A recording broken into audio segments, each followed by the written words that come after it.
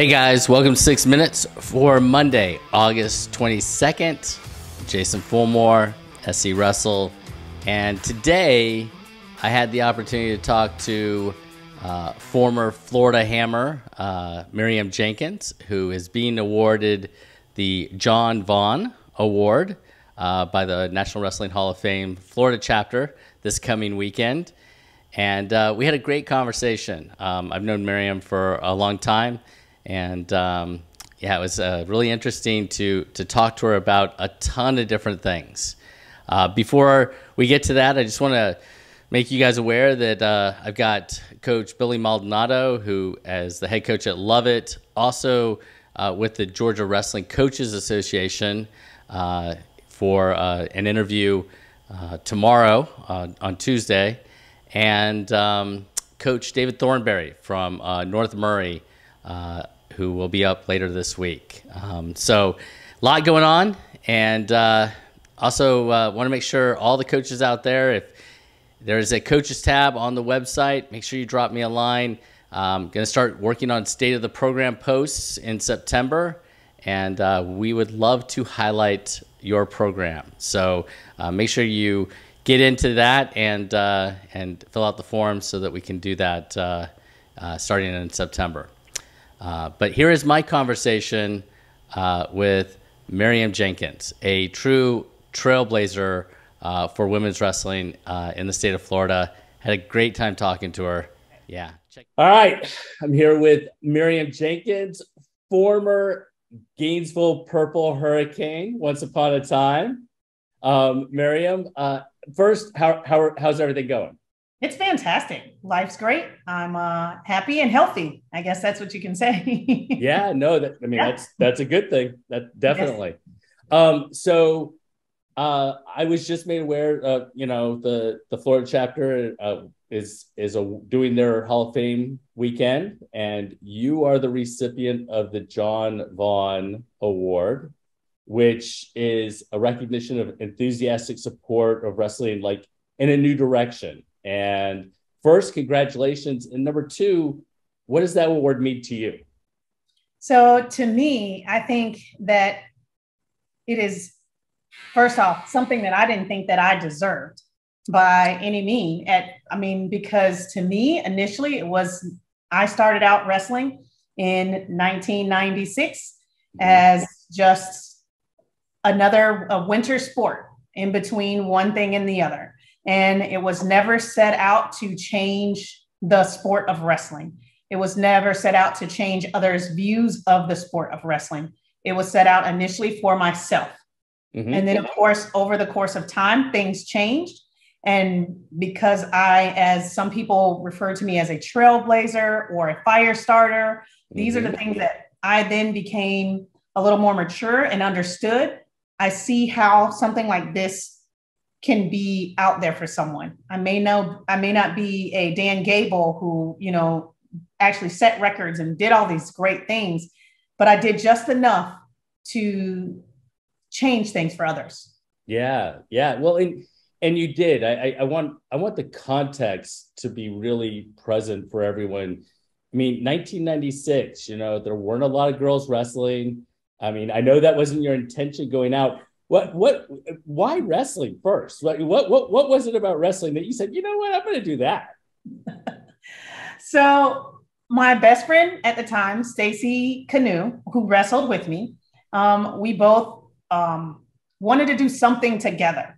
Mm-hmm. I was in the marching band and concert band, and then I also ran track, and I also did ROTC. And Stacy was like, none of those things are on my list of things that I want to do. And so right. Then she listed off a few things, and I was like, I can't do those. I either could not financially afford them or had no skill set. And so the same was with her.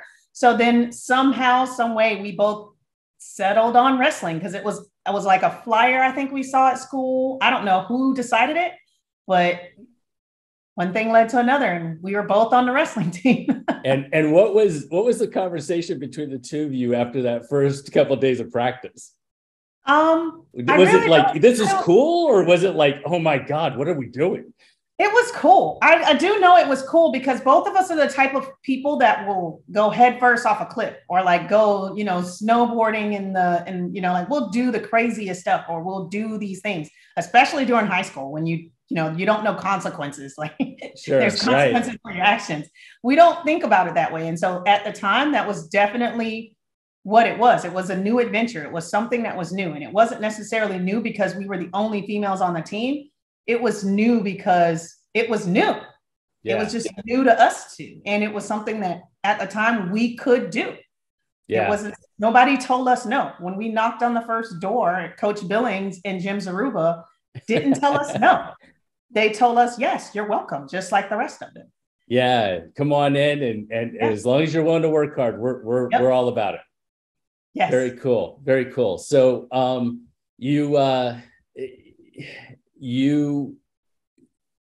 know that, you had some challenges in terms of, this is the mid 90s. So, not every coach wanted their 106 pounders or their 103 pounders to get beat up by, Miriam Jenkins. So they would forfeit to you or different things like that would happen. How did you handle that? What were the conversations that were had, that sort of thing? So majority of the time, I was well aware of what was going on, but I have a great wrestling family. And that's what I called all of the parents that were around me, the coach, my Coach Billings and Coach Jim Zaruba, and then became Ryland, is my wrestling family. A lot of times they were the ones who put the shield down. I never really had to say anything. Most of the time that was shot down by them before I could get into it.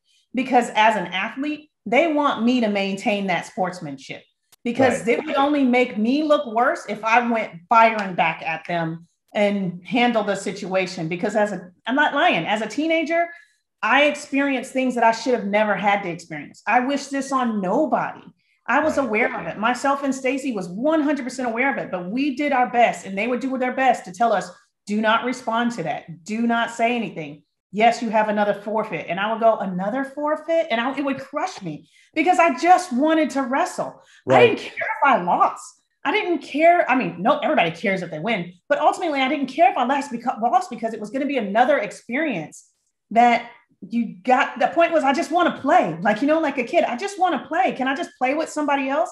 And it was crushing. But then I had the family that was there to like bring me right back up or to take me out of the evil comments that we heard or we got. Like, it didn't matter what was happening.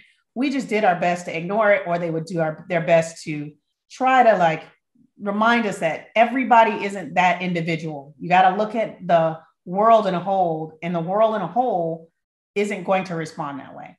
Yeah. Because we're not responding that way. It's good to have that perspective now. I wonder as a 16-year-old, if, I'd be mad. Like I think I would be frustrated by that situation. And it's good that you had such a nice support system that kind of helped you with that situation. So that's cool. This wasn't kind of on one of the things that we had talked about previously before we got on the Zoom call, but how much have you like paid attention to the growth since you were in, and now like last year was the first sanctioned girls state tournament, and I mean, can you just describe kind of what that looks like for you? That was so amazing, only because it's been a long time coming. Yeah. And it didn't have to wait that long. Like, it should not have taken that long. And then there's a lot of parents who say, my son, or individuals, let's not even say parents, we'll say individuals that say, I was so scarred by this, or this is such an emotional damage. If society's claiming that they need to segregate everything, if basketball has been segregated so much longer ago, football is now being segregated, or if they don't want to segregate things, or if you want to make such a big deal about things being segregated, why wait so long? Why wait for, I don't want to say so many people to be emotionally damaged from this. And I shouldn't have did that, but why wait for so many people to be emotionally damaged from this for that to happen? There's many other states that's done this a long time ago. Right. What took us so long to get on board?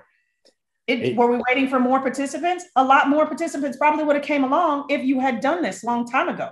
because of the same backlash that's been happening in other, like, I'm going to be name called. I don't have the support system that Miriam Jenkins had in 1996. So it's not going to work for me like the way it worked for her. So I can't go and join the male team and make it happen the way other sports or other teams are doing it. Yeah. So that's probably why some of them stayed on the sidelines and waited, but it should have happened a long time ago. I'm just so glad that it's happened. I'm overjoyed, and I'm overjoyed that this is a success and they can see that this is a success. And I hope it continues to be a success. It was last year. I was there. Yeah. It was fantastic. It was so cool to see, the girls compete and, really focus on them competing and everything else.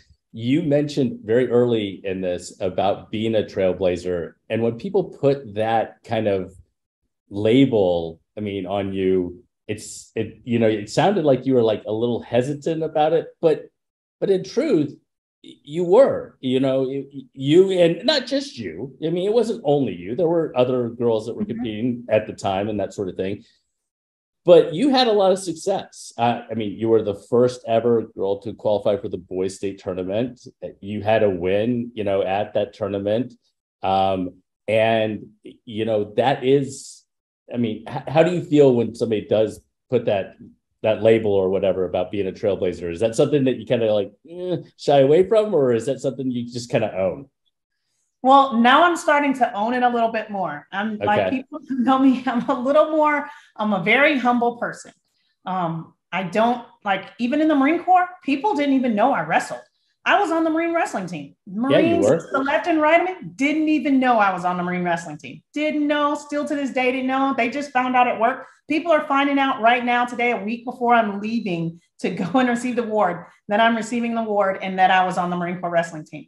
Because I'm humble about my past and what I've done and who I am, because I feel like everybody else has a bubble. I don't know if you read like something else that I said.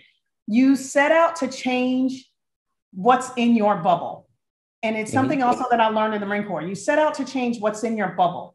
And if my bubble happens to pop and it changes the person around me, then that's fantastic. And then I pray that their bubble pops and it changes everybody around it. And it just so happens that my bubble popped and it changed a lot of people's bubbles. Yeah. And so if I'm that person who's the first one that popped the bubble and pops everybody else's, then I'm very, very pleased about that.